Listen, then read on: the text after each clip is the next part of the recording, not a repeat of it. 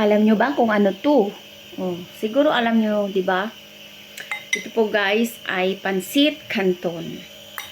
So, nagluto po tayo ng pansit canton guys kasi instant ano po ito guys, ulam. Considered na po ito na instant ulam kasi madali lang po siyang lutuin. So, since na wala po tayong ano guys, wala po tayong ulam, so ito po muna ang ating niluluto guys. Yan. And of course, anuhin natin guys, ito lang po yung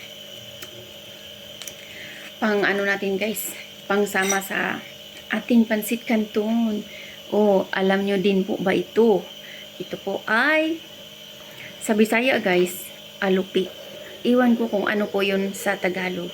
So, ang sarap nito guys, yung mama ko is gumagawa siya doon sa kahapon pumunta siya doon sa kanilang bahay, gumagawa siya. So, nagdala po siya rito. So, ayun. Ang sarap guys. Kamuti kahoy po ito or balanghoy na ginadgad guys. Tapos nilagyan ng lubi at saka asukar. Tapos yun, nilagay sa dahon. Ano? Ang sarap. Tapos, yung ulam natin, ito, canton.